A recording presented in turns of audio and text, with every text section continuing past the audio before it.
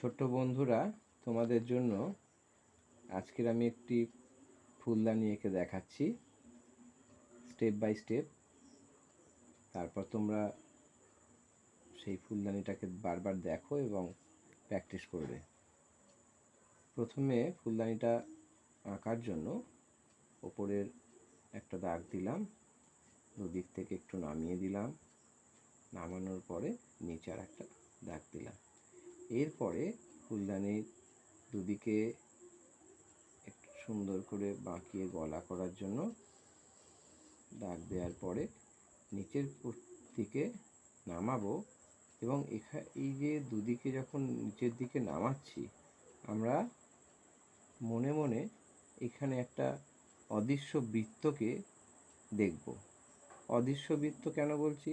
যেটা কিন্তু আমরা দেখতে পাচ্ছি না, কিন্তু আমাদের মনের মধ্যে একটা বৃত্ত মনের মধ্যে আছে যে এখানে একটা বৃত্ত করব।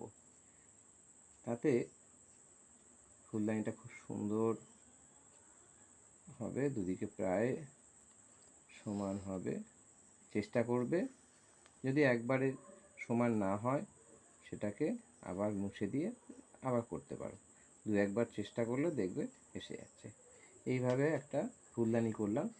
ফুলদানি করে তারপরে এই ফুলদানি থেকে উপরের পোর্শনে আমরা কতগুলো ফুল করব। ফুল করার জন্যে প্রথমে মাঝখানে চাইছি একটা গোলাপ ফুল করতে।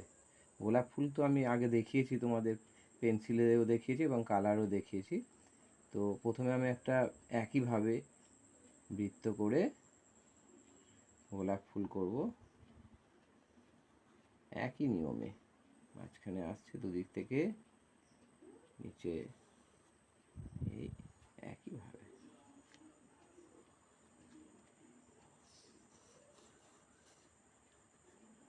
একটু মন দিয়ে দেখো, খুব সোজা। দুদিকে পাতা করার জন্য দুটো ডাক করলাম, সুন্দর করে একই নিয়মে পাতা করব, দুটো হয়ে গেল। এবার গোলাপ ফুলের ঠিক দুদিকে আরও দুটো ফুল করতে।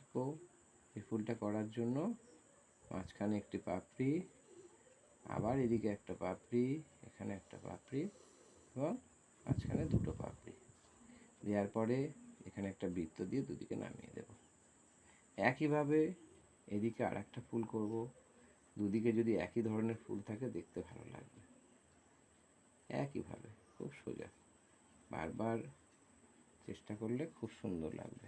এইবার এখানে একটা পাতা করছি। এবার ঠিক তার উপরে, এই ফুলটার উপরে এবং এদিকের ফুলের উপরে আরও দুটো ফুল করব নিজের ইচ্ছায়। তোমরা যেমন মনে করবে, যেটা পছন্দ হবে তেমন ধরনের ফুল করবে। তো প্রথমে একটা ডব্লু শেপ করে নিয়ে নিচে একটা ইউ শেপ দিলাম, দিয়ে দেখো একটা সুন্দর ফুলের আকার ধারণ করলো। বৃন্তটা সুন্দর করে দুটো দাগ দিয়ে নামাবো এবং যেটা কিনা ফুলদানির মধ্যে আসছে, আর তার পাতা করব। দেখবে দুটো ফুলের মাঝখানে কতটা জায়গা আছে। যদি একটু বেশি জায়গা থাকে তখন তোমরা একটু চওড়া করে পাতাটা করবে, আর যখন দেখছো জায়গা কম আছে তখন পাতাটাকে সরু করে দেবে। সরু বা মোটা পাতা তোমার মোটা করতে হবে বা সরু করতে হবে, এটা কোনো বাধ্যবাধকতা নেই। তোমাদের যেমন ইচ্ছা হবে তেমনভাবে করবে। এই একইভাবে আর একদিকে ফুল করলাম। চেষ্টা করবে পাতা করার সময় সবসময় নিচের দিক থেকে উপরের দিকে যেতে, কারণ যে পাতার যে সূচালো ভাব সেটা যখন তুমি নিচের দিক থেকে উপরের দিকে করবে তখন কিন্তু আপনা থেকেই পাতার যে সূচালো ভাব সেটা হয়ে যাবে। এরপরে আমরা করছি একদম উপরে একটা ফুল। একইভাবে কটা বৃত্ত দিয়ে মাঝখানে একটা বৃত্ত দিলাম, আর একটা বৃত্ত দিলাম। কোনো সময় 4টে পাপড়ি, 5টা পাপড়ি, 7টা পাপড়ি, তোমার ইচ্ছা। তো আমি মাঝখানে বৃত্ত দেওয়ার পরে 1 2, এখানে একটা পাপড়ি করছি 3 4, আর এখানে যে জায়গা আছে আর একটা পাপড়ি হয়ে যাবে 5। প্রত্যেকটার মাঝখান থেকে একটা করে দাগ দিয়ে দিলাম, দিয়ে একটা ভি করলাম, করে দুদিকে নামিয়ে দিলাম।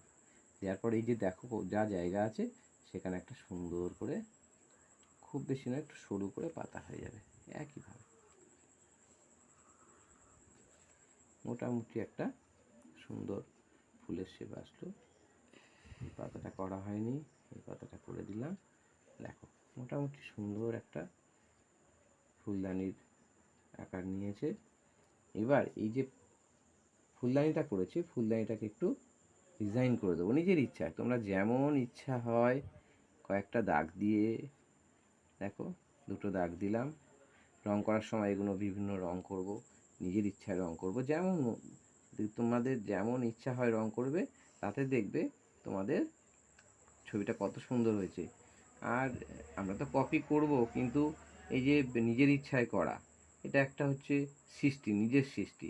নিজের সৃষ্টির মধ্যে যে কত আনন্দ আছে, সেটা তোমরা যখন নিজে নিজে কোনো একটা জিনিস কপি না করেই করে ফেলবে, তখন তোমরা বুঝতে পারবে যে সৃষ্টির কত মজা।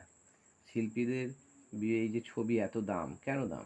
তার কারণ হচ্ছে সেই ছবি কিন্তু কপি নয়, তাদের নিজস্ব সত্তা দিয়েই কিন্তু সেই ছবিগুলো শিল্পীরা করে থাকেন। তো এই ছিল তোমাদের একটা ফুলদানির ছবি। তোমরা যে আমি যেভাবে দেখালাম স্টেপ বাই স্টেপ, তোমরা দু একবার দেখো ভালো করে। প্রথম দেখার পরে তারপর কাগজে করার চেষ্টা করো, একবার না হলে দ্বিতীয়বার করবে। এইভাবে দেখবে একদম আমি যেমন করেছি আমার থেকে হয়তো ভালোও হতে পারে, সুন্দর হবে, এবং তাতে দেখবে তোমরা খুব মজা পাচ্ছ। এটা তো একটা খেলার মতো পুরোপুরি। তো এই অবধি ভিডিওটি এখানেই শেষ করছি। তোমরা সবাই খুব ভালো থেকো। টাটা।